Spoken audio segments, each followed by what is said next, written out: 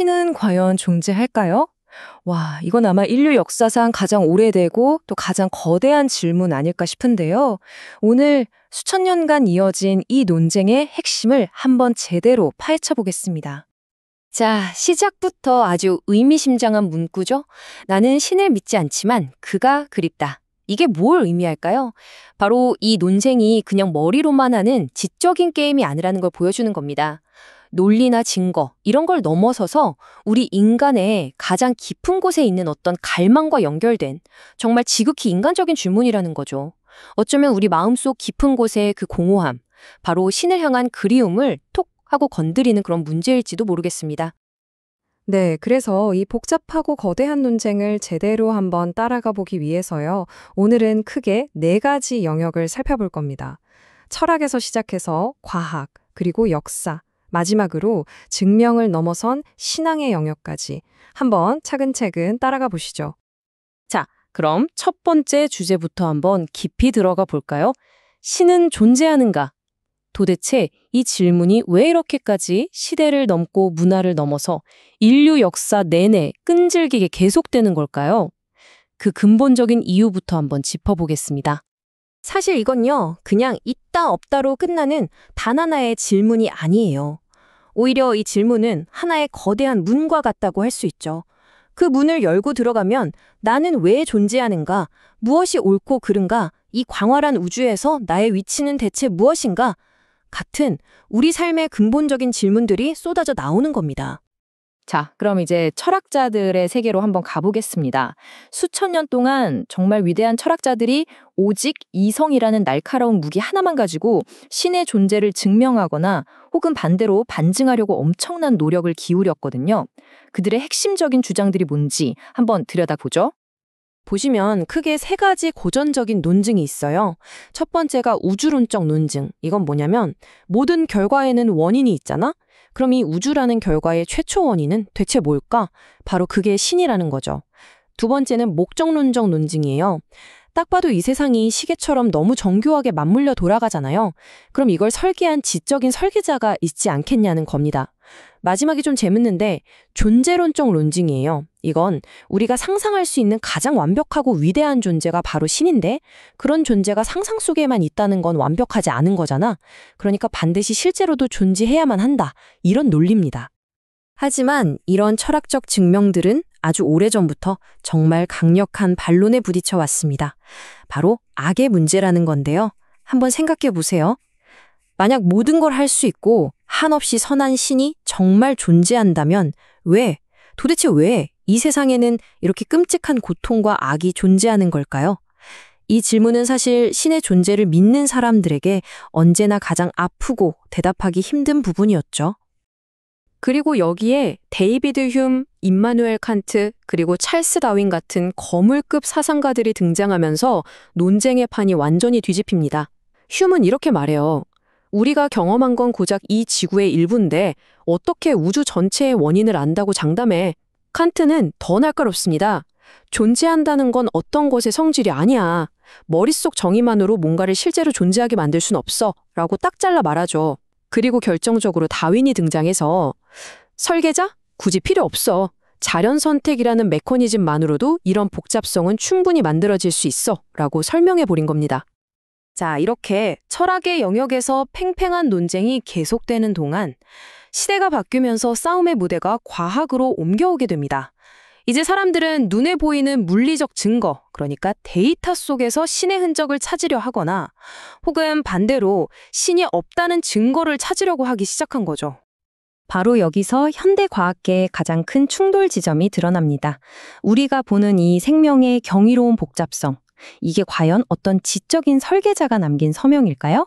아니면 아무런 목적도 지성도 없는 그저 눈먼 자연의 과정이 오랜 시간에 걸쳐 만들어낸 우연한 결과물일까요? 지적 설계론의 핵심 주장은 이거예요. 우리 몸속의 DNA를 한번 보세요.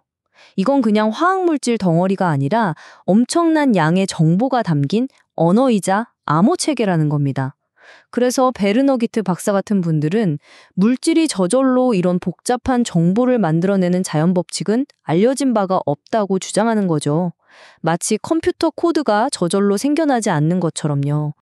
하지만 여기에 대한 강력한 반론이 있죠. 바로 리처드 도킨스의 주장입니다. 그는 이렇게 말해요. 물론 생명체가 정교하게 설계된 것처럼 보이지, 하지만 그건 착각이야.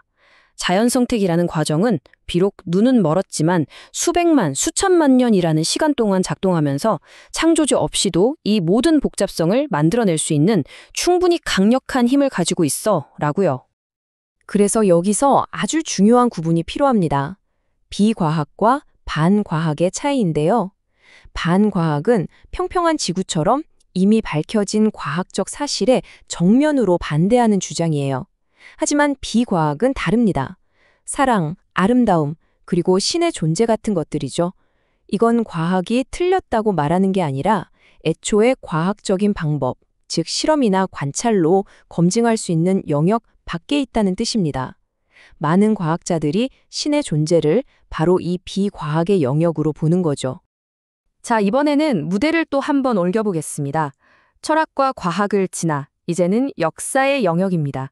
특히 기독교의 핵심 텍스트, 즉 복음서가 과연 역사적으로 믿을 만한 기록인지 이 뜨거운 논쟁을 한번 자세히 들여다보겠습니다.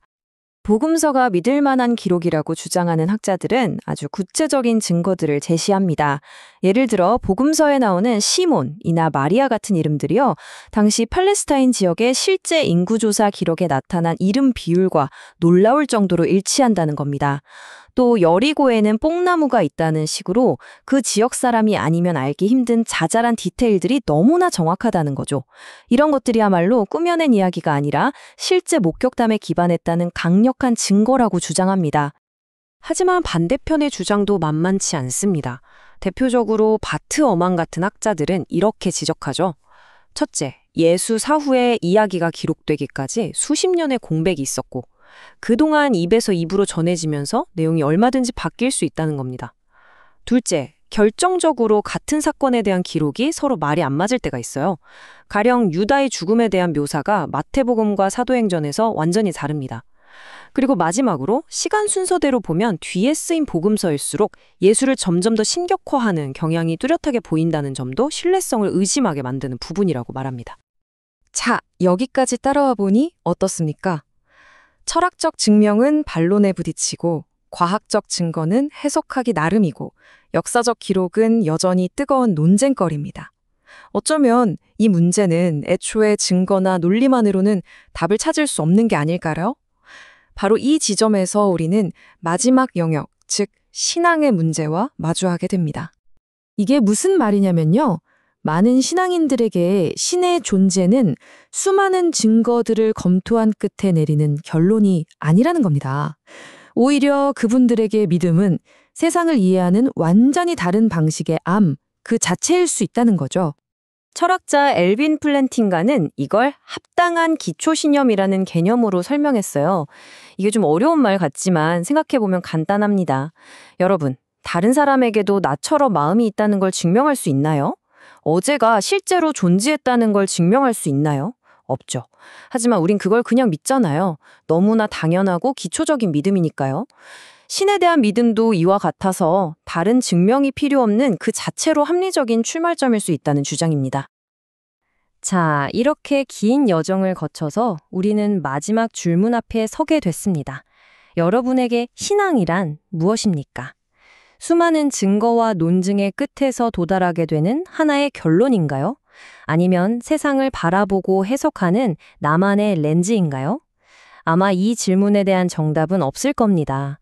그 답은 오직 이 내용을 듣고 계신 여러분 각자의 마음 속에서만 찾을 수 있는 것이겠죠.